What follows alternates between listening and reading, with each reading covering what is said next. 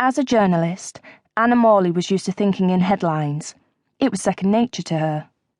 Without consciously doing it, even the most ordinary event in her life was transformed into a punchy soundbite, etched in large black capitals in her mind.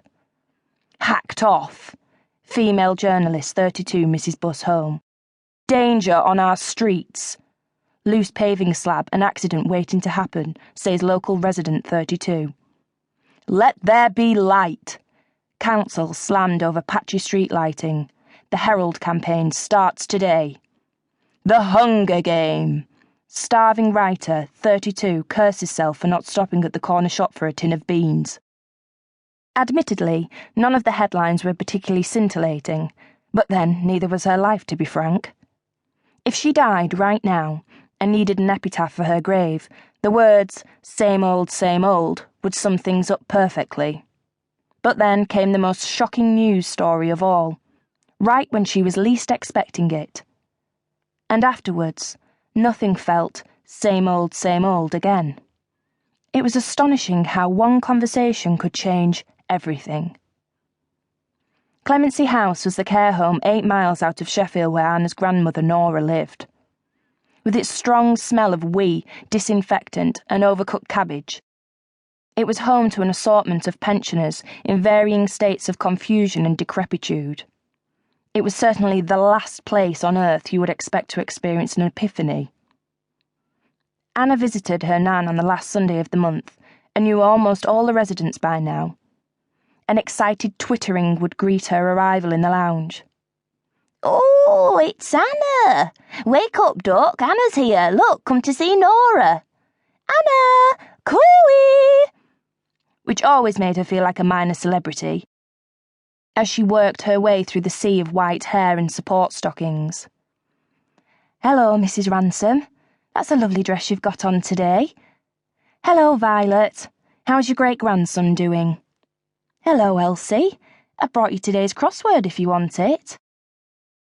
Nora would rise up from her favourite toffee-coloured wing-back chair and offer her soft, powdery cheek for a kiss.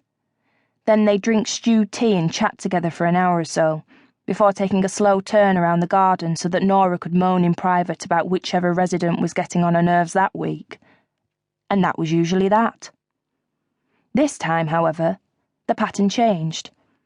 It was a windy autumn day with dark clouds shouldering each other across the sky, while inside the central heating was cranked up to soporific levels. Anna was just about to suggest going out for some fresh air when a storm suddenly broke and rain began sheeting down dramatically, spattering great heavy drops against the windows. Goodness, Nora quavered, blinking in alarm, one hand up at her crepey throat. She was dressed as ever in a strange combination of garments. Today's outfit, a cream blouse and a bobbly green fleece cardigan, her favourite tweed skirt, and thick brown tights that pooled in wrinkles around her swollen ankles.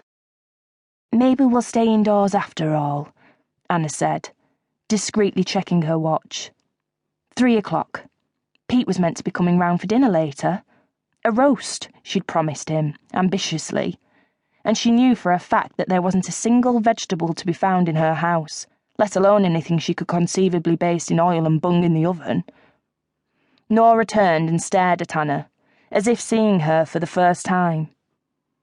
Her dementia was an unpredictable beast.